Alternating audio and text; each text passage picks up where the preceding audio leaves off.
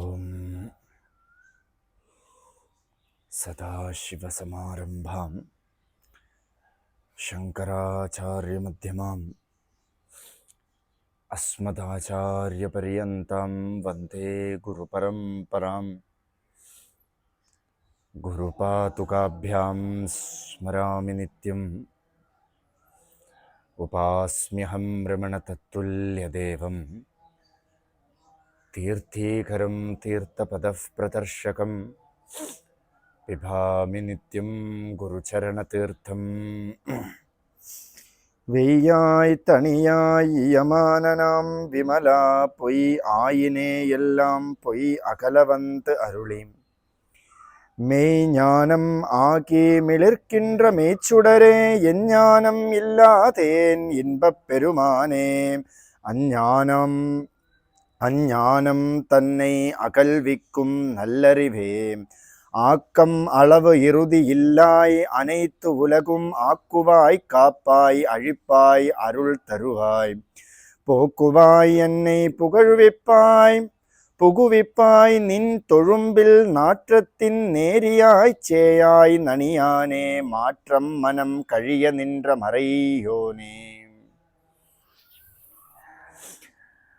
തിരുവാചകം ശിവപുരാണം ആണ് നമ്മൾ ഈ ശിവരാത്രി ദിവസം വരയ്ക്കും വിചാരം ചെയ്യാൻ വച്ചിരിക്കുന്നത്.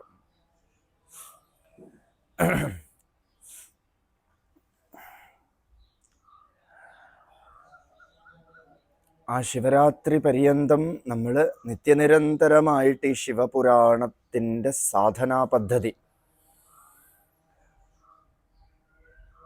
നമശിവായ വാഴുക എന്ന് വെച്ചാൽ ആ നമശിവായ എന്ന മന്ത്രം എടുത്ത് ഉപാസന ചെയ്താൽ, ഉപദേശത്തിലൂടെ ഉപാസന ചെയ്താലും, ആരും ഉപദേശിക്കാൻ ഇല്ലെങ്കിൽ കൂടെയും മന്ത്രം സ്വയമേവ ദക്ഷിണാമൂർത്തി ദദാമി, ദക്ഷിണാമൂർത്തി തരണതായിട്ട് സങ്കല്പിച്ച് ആ ഒരു മന്ത്രത്തിനെ എടുത്ത് ഉപാസന ചെയ്തു നോക്കും. അങ്ങനെ ഉപാസന തന്നെ ഉള്ളിൽ ശീലമായാൽ, അതാണ് വാഴുക എന്ന് പറയുന്നത്. ലൈഫ് എന്ന് പറഞ്ഞാൽ ഒരു ശീലത്തിലൂടെ മുന്നോട്ട് പോവുക. ആ ഉപാസന തന്നെ നമുക്ക് ശീലമായി മാറിയാൽ ആ ഉപാസനയ്ക്ക് കാരണമായിട്ടുള്ള നാഥൻ താഴ്വാഴുക, ആ നാഥൻ ഉള്ളിൽ പ്രകാശിക്കും. ഇമൈപ്പൊഴുതും എന്നെഞ്ചിൽ നീങ്കാതാൻ താഴ്വാഴുക. പിന്നെ അതെന്താ, ഒന്ന് പ്രകാശിച്ചാൽ അതിനെ സംരക്ഷിക്കണം. ചെടിയൊക്കെ നട്ടാൽ അതിനെ സംരക്ഷിക്കണം നമ്മൾ. ഇല്ല, ഒരു നാளைക്ക് എൻവയോൺമെൻ്റൽ ഡേക്ക് ഒരു ചെടി നട്ടിട്ട് എൻ്റെ പാട്ടിന് വേറൊരു സ്ഥലത്ത് പോയി അടുത്ത എൻവയോൺമെൻ്റൽ ഡേക്ക് കാണാമെന്ന് വിചാരിച്ചാൽ നടക്കില്ല. അതുപോലെ സാധന എന്ന് പറയുന്നത് നിത്യനിരന്തരമായിട്ട്, തപസ് എന്ന് പറയുന്നത് നിത്യമായിട്ട് ഒരു വസ്തുവിനെ വിചാരം ചെയ്യുക, ശ്രദ്ധാപൂർവം വിചാരം ചെയ്യുക. ഇതിനെയാണ് തപസ് എന്ന് പറയുന്നത്. ആ തപസ്സിലൂടെ ആ നാഥന്റെ ഫലം വരും. എന്താ? ഇൻപപ്പെരുമാനെ. അത് വലിയൊരു സുഖമാണ്, വലിയൊരു ആനന്ദമാണ്. ആ ആനന്ദം എങ്ങനെ ഉണ്ടായി? സത്യദർശനത്തിലൂടെ ഉണ്ടായി. സത്യം എങ്ങനെ ദർശിച്ചു? ജ്ഞാനം. എനിക്ക് നശിക്കണ പൊരുളല്ല ഞാൻ നിത്യനിരന്തരമായിരിക്കണ ഒരു സത്വസ്തുവാണെന്നുള്ളൊരു ജ്ഞാനം വന്നപ്പോൾ സത്യദർശനം വന്നു, ജ്ഞാനം വന്നു. ആ ജ്ഞാനത്തിൻ്റെ ഫലം എന്താന്ന് വെച്ചാൽ ആനന്ദം. ആനന്ദോ ബ്രഹ്മേ ദിവ്യജാനാത്. ആനന്ദമാണ് ബ്രഹ്മം. ആ ലക്ഷണത്തെ പറഞ്ഞു. ഈ ബ്രഹ്മം സഗുണനാണ് അല്ലേ? എല്ലാം ഗുണങ്ങളുമുണ്ട്, നിർഗുണവുമാണ് അല്ലേ? സൂര്യൻ്റെ അധ്യക്ഷതയിൽ പല വ്യവഹാരങ്ങളും നടക്കുന്നു അല്ലെ? പ്ലാന്റ്സ് വളരണു, അതിനാവശ്യമായിട്ടുള്ളൊരു എനർജി കിട്ടണു, കിളികളെല്ലാം ചുക്കു ചുക്കു ചൂന്ന് വിളിച്ചിട്ട് പോണു. ആവശ്യമായിട്ടുള്ള എനർജി ഈ സൂര്യൻ്റെ പ്രകാശത്തിൽ നിന്ന് കിട്ടുന്നു. വാസ്തവത്തിൽ സൂര്യൻ എന്തെങ്കിലും ചെയ്തിട്ടാണോ കിട്ടുന്നത്? പക്ഷെ അത് ഒന്നും ചെയ്തില്ല. പക്ഷെ അത് വന്നതും അതിൻ്റെ സാന്നിധ്യം എന്തൊക്കെ ചെയ്തു? ആ സാന്നിധ്യത്തിൻ്റെ പ്രവൃത്തി എന്താ, ഭഗവാന്റെ പ്രവൃത്തി എന്താന്നാണ് അടുത്ത് പറയണത്. ആക്കം അളവ് ഇറുതി ഇല്ലായി അനൈത്ത് ഉലകും ആക്കുവായി കാപ്പായി അഴിപ്പായി അരുൾ തരുവായി. ഭഗവാനെ നമ്മൾ പോയി ഒന്ന് അളക്കാൻ പറ്റുമോ എന്ന് ചോദിച്ചാൽ അടിമുടി കാണാൻ പറ്റില്ല അത്ര. അടിക്കു പന്നി പോയി മുടിക്കൊരന്നവും പറന്നു അടുത്തു കണ്ടതില്ല ഈ അഗ്നിശൈലത്തിനെ. ഈ ഭഗവാനെ അറിയാം എന്ന് പറഞ്ഞിട്ട് നമ്മൾ പോയി അടുത്ത് നിന്ന് നോക്കൂ, കാണാനേ സാധ്യമല്ല.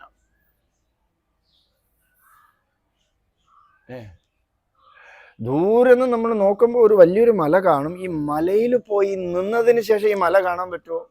വെളിയിൽ നിന്ന് ഒരാൾ നോക്കിയാൽ നമ്മൾ മലയിലാണ് നിൽക്കുന്നത്, പക്ഷെ വെളിയിൽ ഒരാൾ നോക്കിയാൽ നമ്മൾ മല മാത്രമായിട്ട് കാണും. എന്താ, ഞാൻ ആ മലയിൽ അടക്കം. അതുകൊണ്ട് ഭഗവാനെ നമ്മൾ അറിയുക എന്ന് പറഞ്ഞാൽ മാറി നിന്ന് അറിയാനേ സാധ്യമല്ല. ഭഗവാനായി തന്നെ മാറിയേ ഭഗവാനെ അറിയാൻ പറ്റുള്ളൂ. ഓങ്കാരപ്പൊരുൾ ഒപ്പ് ഉയർവില്ലോ ഈ ഉനൈ യാരറിവാർ അരുണാചല. അതിനോട് ഒപ്പം നിൽക്കാനൊന്നും പറ്റില്ലല്ലേ. മല പോലെ നമുക്ക് നിൽക്കാൻ പറ്റില്ല, അതിനേക്കാൾ ഉയർന്നും നമുക്ക് നിൽക്കാൻ പറ്റില്ല. എത്താത്ത മല എന്നാണ് പറയുന്നത്, അണ്ണാമല എന്ന് പറഞ്ഞാൽ എത്താൻ പറ്റാത്ത മല. എങ്ങനെയൊക്കെ ശ്രമിച്ചാലും അതിനോടൊപ്പം എത്താനേ പറ്റില്ല. പക്ഷേ അതായിട്ട് നിൽക്കാൻ പറ്റും. എങ്ങനെ പറ്റും? അതിൻ്റെ ഉള്ളിൽ നമ്മൾ അതിൽ കീഴടങ്ങിയാൽ, സറണ്ടർ ആയാൽ ആ മല മാത്രമായി നിൽക്കും അല്ലെ. രമണ മഹർഷി ആശ്രമത്തിൽ നിന്ന് തിരുവണ്ണാമല, ആ അണ്ണാമലയാറ് നോക്കിക്കൊണ്ടേയിരിക്കും. അപ്പോൾ ഒരു ഭക്തൻ വന്ന് ചോദിച്ചു, ഭഗവാനെ അണ്ണാമലയാറെ പാക്കരേളാ എന്ന് ചോദിച്ചു. അണ്ണാമലയെ നോക്കുകയാണോ എന്ന് ചോദിച്ചു. അപ്പോൾ ഭഗവാൻ പറഞ്ഞു, ഇല്ല ഓയ് നാ എന്നേ പാക്കറേ, ഞാൻ എന്നെ തന്നെ കാണണു. കാരണം ഞാൻ തന്നെയാണത്, എൻ്റെ സ്വരൂപം തന്നെയാണ് അരുണാചലം എന്ന് പറയണത്. അതിനെ ഞാൻ പോയി അളന്ന് വേറെ മാതിരി നോക്കിയിട്ട് ഇതിൻ്റെ അളവ് കോലൊക്കെ എടുക്കാമെന്ന് വിചാരിച്ചാൽ നടക്കുകയില്ല. ഭഗവാനെ നമുക്ക് അളക്കാൻ സാധ്യമല്ല. ഭഗവാനോ അതിവേലം, അതിന് എല്ലയില്ല, സ്പ്രെഡ് എവ്രിവെയർ, എല്ലായിടത്തും. ഈശാവാസ്യം ഇതം സർവം, സർവത്തിലും ഈ ഈശ്വരൻ നിറഞ്ഞു നിൽക്കണം. അളവ് ഇറുതി ഇല്ലായി അനൈത്ത് ഉലകും. എന്നാ ഈശ്വരന്റെ പ്രവൃത്തി എന്താന്ന് വെച്ചാ സർവ ഉലകത്തെയും ആക്കുവായി കാപ്പായി അഴിപ്പായി. ഭഗവാൻ എന്ത് ചെയ്യണമെന്ന് വെച്ചാ ഭൂത്വ സ്ഥിത്വ പ്രലീനം ഉണ്ടാക്കണു അല്ലേ, സൃഷ്ടി ചെയ്യണു. സൃഷ്ടികർत्री ബ്രഹ്മരൂപ, ഗോപ്ത്രി ഗോവിന്ദരൂപിണി, സംഹാരിണി രുദ്രരൂപ, തിരോധാനകരി ഈശ്വരി, സദാശിവ അനുഗ്രഹത പഞ്ചകൃത്യപരായണ. പഞ്ചകൃത്യങ്ങളും ചെയ്തുകൊണ്ടിരിക്കണു ഭഗവാൻ അല്ലേ. ബ്രഹ്മരൂപം എടുക്കണു ഭഗവാൻ, എന്നിട്ട് സൃഷ്ടി ചെയ്യണു. മഹാവിഷ്ണു രൂപത്തില് എന്ത് ചെയ്യണു? സ്ഥിതി ചെയ്യണു, നമ്മളെ സംരക്ഷിക്കണു. കാപ്പായി സംഹാരം, രുദ്രരൂപം എടുത്തിട്ട് ഭഗവാൻ സംഹാരം ചെയ്യണു. അഴിപ്പായി അരുൾ തരുവായി അനുഗ്രഹത. നോക്കൂ, എല്ലാം കണക്റ്റഡ് ആയിട്ട് വരണം. നോക്കൂ അല്ലെ, ഒരു ലളിതാ സഹസ്രനാമം കൂടെ കണക്റ്റഡ് ആയിട്ട് വരണു അല്ലെ. ഈശ്വരൻ എന്ന് പറഞ്ഞാൽ ഇപ്പൊ ലളിതാ സഹസ്രനാമം എടുത്ത് നോക്കൂ, ഗാണപത്യമുള്ളവർ എടുക്കണം. മഹാഗണേശ നിർഭിന്ന,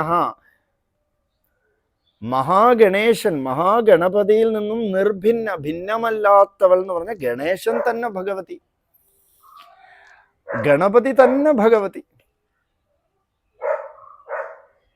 വിഘ്നയന്ത്ര പ്രഹർഷിത. അപ്പൊ ഭഗവാൻ വേറെയല്ല, ദേവി വേറെയല്ല, ഈ കാണപ്പെടുന്നതൊന്നും വേറെയല്ല. വേദത്തിലെല്ലാം ഒരേ ഒരു പരമ്പൊരുൾ മാത്രം, ഒരേ ഒരു പരമ്പൊരുളിന്റെ ഭിന്നമായിട്ടുള്ള നാമങ്ങൾ മാത്രം എന്നല്ലാതെ വസ്തു ഒന്നാണ്. അതിനെയാണ് ഇവിടെ സൂചിപ്പിക്കുന്നത്. ആക്കുവായി കാപ്പായി അഴിപ്പായി അരുൾ തരുവായി. അരുൾ എന്ന് പറഞ്ഞ അനുഗ്രഹം, ഭഗവാൻ വേണം അനുഗ്രഹിക്കാൻ അല്ലേ. സദാശിവ അനുഗ്രഹത. എന്തിനാ ഭഗവാന്റെ അനുഗ്രഹം എന്ന് പറഞ്ഞാൽ പോക്കുവായി എന്നെ പുകുവിപ്പായി നിൻ തൊഴുമ്പിൽ, പോക്കുവായി എന്നെ പുകുവിപ്പായി, ഈ സംസാര സാഗരത്തിൽ നിന്നും എന്നെ കരകയറ്റണമെങ്കിൽ കൂടെയും ഭഗവാന്റെ അനുഗ്രഹം വേണം അല്ലേ? നേരത്തെ പറഞ്ഞു അവൻ അരുളാലൈ അവൻ താൾ വണങ്ങി. ഭഗവാനെ ഭജിക്കണമെങ്കിൽ കൂടെയും എന്താ വേണ്ടത്? ഭഗവാന്റെ അനുഗ്രഹം വേണം. എന്താ ഇതല്ലേ? നോക്കൂ, നമ്മളിപ്പോ പൂജ ചെയ്യണു, ഞാൻ ഭഗവാൻ ഇത് കൊടുക്കണു അത് കൊടുക്കണു എന്നുള്ളൊരു ഭാവത്തിൽ നമ്മൾ പോയി ഒരു അമ്പലത്തിൽ പോയി പൂജ ചെയ്യണം. പക്ഷെ വാസ്തവത്തില് ഒരു പശുവിന്റെ ഉള്ളിൽ പാൽ രൂപത്തിലിരുന്നതാരാ? ഭഗവാൻ തന്നെ. അല്ലെ, ഒരു കല്ല് രൂപത്തിലിരിക്കുന്നതാരാ? ഭഗവാൻ തന്നെ. സർവത്തിനെയും സൃഷ്ടിച്ച ഭഗവാൻ ഈ കല്ലിനെയും സൃഷ്ടിച്ചത് ഭഗവാൻ തന്നെ.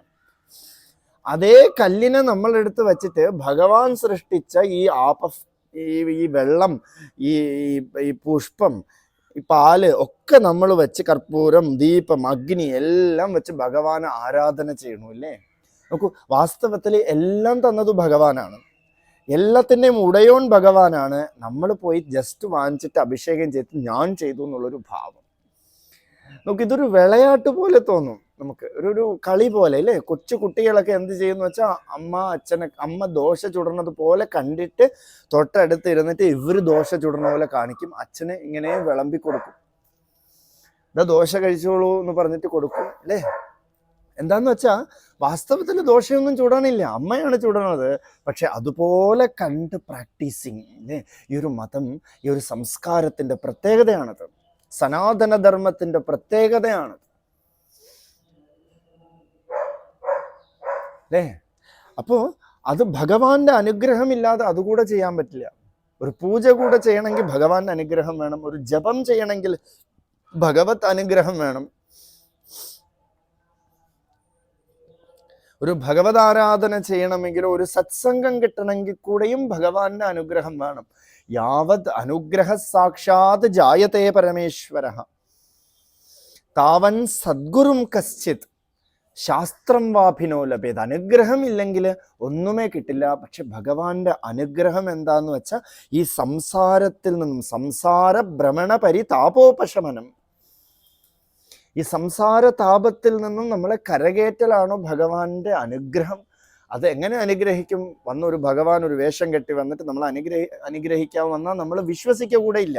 ഭഗവാൻ സദ്ഗ്രന്ഥ രൂപത്തില്, ഉപനിഷത്ത് രൂപത്തില്, സദ്ഗുരുവിന്റെ രൂപത്തില്, സത്സംഗത്തിലെ രൂപത്തില് നമ്മുടെ മുന്നിൽ മാനിഫെസ്റ്റ് ആവുമ്പോൾ we have to recognise that ഇതെന്റെ ഈശ്വരൻ എന്നെ കരകയറ്റാൻ വന്നതാണെന്ന് റെക്കഗ്നൈസ് ചെയ്യുക, വിശ്വസിച്ചാൽ മതി, നമ്മൾ കരകയറും അല്ലേ? ഒരു മന്ത്രത്തിന്റെ പേരാണ് താരക മന്ത്രം എന്ന് വെച്ചാൽ താരയതി ഇതി താരക. ഒരു രാമനാമം എന്നൊരു മന്ത്രം നമ്മളെ കരകയറ്റും അത്രയും അല്ലേ? നോക്കൂ, ഒരു വിദ്യാഭ്യാസവും വേണ്ട. വാത്മീകിക്ക് എന്തു വിദ്യാഭ്യാസം ഉണ്ട്? വാത്മീകിക്ക് വിദ്യാഭ്യാസമേ ഇല്ല, വേടൻ ഒന്നും പറയാൻ അറിയില്ല, അക്ഷരം കൂടെ അറിയില്ല. ഒരു മുനി വന്നിട്ട് പറഞ്ഞു മരാമരാ പറയാൻ പറഞ്ഞു അല്ലെ? മരാമരാന്ന് അർത്ഥം കൂടെ അറിയില്ല. ഇവിടെ പാരസെറ്റമോളൊക്കെ കഴിച്ചത് നമ്മൾ ഫുൾ മെഡിക്കൽ സയൻസ് പഠിച്ചിട്ടാണോ നമ്മൾ ഈ പാരസെറ്റമോൾ കഴിച്ചിരിക്കുന്നത്? ഏതോ ഒരു ഡോക്ടർ പറഞ്ഞു, കഴിച്ചു അല്ലേ? വിശ്വസിച്ചു, മരുന്നിന് ഫലം ഉണ്ടായതുപോലെ മരാമരാ മരാ മരാ എന്ന് പറഞ്ഞ് പറഞ്ഞ് പറഞ്ഞ് പറഞ്ഞ് പറഞ്ഞ് വാത്മീകി എന്നൊരു മഹർഷിയെ നമുക്കുണ്ടായി അല്ലേ? ആദ്യത്തെ കാവ്യം, സംസ്കൃതത്തിന് ആദ്യത്തെ ശ്ലോകം കൂടെ വന്നത് വാത്മീകിയുടെ വായിൽ നിന്നാണ്. വേദത്തിൽ നിന്നും അന്യമായിട്ടൊരു ശ്ലോകം കൂടെ വന്നത്. നോക്കൂ, സംസ്കൃതമാണോ വേദമാണോ ഫസ്റ്റ് വന്നതെന്ന് നമുക്കൊരു ഇത് വരും അല്ലേ? ആദിയിലെ വേദമാണ്, വേദം ആണ് ആദ്യം വന്നത്. സംസ്കൃതം സംസ്കരിച്ചെടുത്തത്, സംസ്കൃതം എന്ന വാക്കിന് അർത്ഥം തന്നെ സംസ്കരിച്ചെടുക്കുക എന്നാണ് അല്ലെ? വേദത്തിൽ നിന്നും ആ ഭാഷയെ സംസ്കരിച്ചെടുത്തു. അതുകൊണ്ട് വേദത്തിൽ നമുക്ക് പോയി ഗ്രാമർ ഒന്നും നോക്കിയിട്ട് കാര്യമേ ഇല്ല. വേദം എന്തു പറയണോ അത് പറയണം അല്ലേ? അപ്പോ ഭഗവത് നാമത്തിന്റെ മഹിമ എന്താന്ന് വെച്ചാൽ ഭഗവാന്റെ അനുഗ്രഹം ഭഗവാനെ തന്നെ തരലാണ്, ശാന്തിയെ തരലാണ്, സംസാര സാഗരത്തിൽ നിന്നും നമ്മളെ കരകയറ്റലാണ്. ഒരു മന്ത്രം കൂടെ ഭഗവത് സ്വരൂപമാണ്. അതുകൊണ്ടാണ് നമഃശിവായ വാഴുക എന്ന് ആദ്യം പറഞ്ഞത്. അല്ലേ? ഇതിൻ്റെ വഴിയാണ് ആദ്യം വാഴേണ്ടത്. സ്ഥലത്തിൽ പോയി പൊട്ടി വീഴുന്നില്ലല്ലോ നമ്മൾ. അല്ലെ? ഭഗവാൻ ഉടൻ മാനിഫെസ്റ്റ് ആവാൻ പറ്റില്ല. ഒരു മന്ത്രത്തിലൂടെയോ ഏതെങ്കിലും ഒരു വസ്തുവിലൂടെയോ ഒരു സദ്ഗുരുവിലൂടെയോ ഒരു ഉപനിഷത്തിലൂടെയോ ഒരു വേദം ഒരു ശാസ്ത്രത്തിലൂടെയോ നമുക്ക് ഭഗവാനെ കിട്ടുള്ളൂ. അല്ലേ? അല്ലാതെ കിട്ടിയാൽ കുറച്ചു നേരം ഇരിക്കുന്നത് പോലെ ഒരു ഇല്യൂഷൻ പോലെ കുറച്ചു നേരം ഇരിക്കും, പിന്നെ മറഞ്ഞു പോകും. അല്ലെ? ചിലരൊക്കെ പറയും ഞാൻ പ്രത്യക്ഷത്തിൽ കണ്ടു. രമണ മഹർഷിയുടെ അടുത്ത് ഒരാൾ പറഞ്ഞു ഞാൻ പ്രത്യക്ഷത്തിൽ ഭഗവാനെ കണ്ടിരിക്കുന്നു, അരുണാചലേശ്വരനെ കണ്ടിരിക്കുന്നു എന്ന്. അപ്പൊ ഭഗവാൻ പറഞ്ഞു അരുണാചലേശ്വരൻ എവിടെ ഉദിച്ച് എവിടെ നിന്ന് എവിടെ അസ്തമിച്ചോ ദാറ്റ് ഈസ് അരുണാചലം. നോക്കൂ, ഈ ഒരു തോട്ട് എവിടെ വന്നു? ഈ ഒരു പ്രത്യക്ഷമായിട്ട് ഒരു രൂപം വരണമെങ്കിൽ ആ സ്ക്രീൻ വേർ ഇറ്റ് അറൈസസ്, എവിടെ നിന്ന് അത് പൊങ്ങി എവിടെ അത് നിലനിന്നു എവിടെ അത് അസ്തമിച്ചോ that particular plain is Arunachalam. എന്ന് വെച്ചാൽ ആ ആത്മസ്വരൂപത്തിലാണ് നമ്മൾ അരുണാചലേശ്വരനെ കാണേണ്ടത്. അതിനെയാണ് പോക്കുവായി എന്നെ പുകഴ്വിപ്പായി നിൻ തൊഴുമ്പിൽ നാற்றത്തിൻ നേരിയ ചേയായി നണിയാനെ മാറ്റം മനം കഴിയ നിன்ற മറയോനെ. ഒരു പൂവിൻ്റെ അടുത്തടുത്ത് വരുമ്പോഴാണ് വി ഗെറ്റ് ഫ്രാഗ്രൻസ്, അല്ലേ? നാற்றത്തിൻ, ഇപ്പം നാറ്റം എന്ന് പറഞ്ഞാൽ മലയാളത്തിൽ ചിലപ്പോൾ ബാഡ് സ്മെല്ലെന്നായിരിക്കും അർത്ഥം, പക്ഷെ തമിഴിൽ നാറ്റം എന്ന് പറഞ്ഞാൽ തന്നെ ഒരു ഫ്രാഗ്രൻസ് എന്നർത്ഥം, മണം എന്നർത്ഥം. പൂവിൽ നാറ്റം പൂണ്ട് ഉയരും നിൻ നേരിയ പെരുമൈ. നോക്കൂ, ഒരു പൂവിൽ ഒരു ഫ്രാഗ്രൻസ് രൂപത്തിൽ വരണതും ഭഗവാനാണ്, ഒരു പരിമള രൂപത്തിൽ വരണതും ഭഗവാനാണ്. ഈ പരിമളം നമ്മൾ എന്ത് ചെയ്യുന്നു? അട്രാക്ട് ചെയ്യണു, അല്ലേ? ഭഗവത് നാമത്തിലൂടെ ഒരു പരിമളം നമുക്കുണ്ടാവും, ഒരു വിഭൂതി നമുക്കുണ്ടാവും, ഒരു ഫ്രാഗ്രൻസ് ഉണ്ടാവും, അല്ലേ? ഒരു സ്പിരിച്വൽ ഫ്രാഗ്രൻസ്. അത് നമ്മൾ എന്ത് ചെയ്യും? ഇറ്റ് വിൽ അട്രാക്ട് അസ്, നമ്മളെ അട്രാക്ട് ചെയ്യും. ഇപ്പം ചില യോഗികളെടുത്തോ ചില ജ്ഞാനികളെടുത്തോ ഒക്കെ പോയി നിന്ന് ആ ജ്ഞാനികൾ എന്ത് ചെയ്യും എന്ന് വെച്ചാൽ നമ്മളെ അട്രാക്ട് ചെയ്യും. എന്തോ അതിൻ്റെ ഫ്രാഗ്രൻസ്, ആ ജ്ഞാനികളുടെ ആ വിഭൂതി നമ്മളെ അട്രാക്ട് ചെയ്യും. അപ്പോൾ നാറ്റത്തിൻ നേരിയ ചേയായി നണിയനെ എന്ന് വെച്ചാൽ ഈ നാറ്റം എന്ന് പറഞ്ഞാൽ ഈ മണത്തിൽ നേരിയ ചേയായി നണിയനെ. ചിലരെന്ത് ചെയ്യണമെന്ന് വെച്ചാൽ ചിലർ സ്ഥിരം സത്സംഗത്തിൽ വരും, എല്ലാ പ്രഭാഷണവും മുടങ്ങാതെ കേൾക്കും. എന്നിട്ട് എന്ത് ചെയ്യുന്നു വെച്ചാൽ അവിടെ കേട്ടത് അവിടെ ഇട്ടിട്ട് പോകും, അതിനവർ എടുത്തിട്ട് ഒന്നും മനനം ചെയ്യൂല. എന്നിട്ട് പറയും അനുഭൂതിയില്ല. എന്താ കാരണം എന്ന് വെച്ചാൽ ഫ്രാഗ്രൻസിനോട് അടുക്കണം നമ്മൾ. ഇത് കേട്ടത് കൊണ്ടില്ല, കൈലാസം നല്ലതാണെന്ന് കേട്ടത് കൊണ്ട് മാത്രമായില്ല, you have to move towards Kailasam. അല്ലെ? വൈകുണ്ഠം നല്ലതാണെന്ന് കേട്ടത് കൊണ്ട് മാത്രം ശരിയായില്ല, you should move towards Vaikuntham. വൈകുണ്ഠത്തിനോട് നമ്മൾ അടുത്താൽ മാത്രമേ അതിൻ്റെ അനുഭൂതി നമുക്കറിയാൻ പറ്റുള്ളൂ. അതുകൊണ്ട് നമ്മൾ സത്സംഗം കേട്ട് കേൾവി തൊഴിലാളി മാത്രമായിരുന്നിട്ട് ഒരു കാര്യവുമില്ല. എന്തിനാ കേൾവി തൊഴിലാളികളെ സൃഷ്ടിക്കണത്തില്ലേ? ഞാൻ പോണടുത്തെല്ലാം നിങ്ങൾ വരണം, അല്ലെ? സംസാരിക്കണ ആളുടെ പിന്നാലെ ആളുകൾ പോണം. എവിടെ എപ്പോൾ വരയ്ക്കും പോകണം? അനുഭൂതി എപ്പോൾ സ്വയമേവ തൻ്റെ ഉള്ളിൽ പ്രകാശിക്കണോ അതുവരയ്ക്കും പോയി തദ്വിദ്ധി പ്രണിപാതേന പരിപ്രശ്നേന സേവയാം, അല്ലേ? അല്ലാതെ നമ്മൾ എന്തിനാ കേൾവി തൊഴിലാളികളായിട്ട് എന്ത് കാര്യം? ഒരാളുടെ പിന്നാലെ വച്ചു പിടിച്ച് അയാളുടെ ടിക്കറ്റ് എടുത്ത് അതിൻ്റെ പിന്നാലെ പോയിട്ട് വെറുതെ ടിക്കറ്റ് കാശ് വേസ്റ്റ് എന്നല്ലാതെ മനനത്തിലൂടെ നിധിധ്യാസനത്തിലൂടെ ആ അനുഭൂതി തൻ്റെ സ്വരൂപത്തിൽ താൻ അനുഭവിക്കാത്തിടത്തോളം ഇറ്റ് ഈസ് വേസ്റ്റ്. ബട്ട് സാധാരണ ലൗകിക വിഷയത്തിനേക്കാളും അത് ഒരു തരത്തിൽ നല്ലത്, അതും പറയണം, അല്ലേ? സാധാരണ പോയി ബീച്ചിൽ പോയി നിൽക്കുക, അമ്യൂസ്മെന്റ് പാർക്കിൽ പോയി തലകുത്തനെ നിൽക്കുക, അതിനേക്കാളും ബെസ്റ്റ് ഏതെങ്കിലും ഒരു സത്സംഗത്തിൽ പോയി ഇരുന്ന് ആ പണിവ് വരണവരേക്ക് ഇരിക്കുക.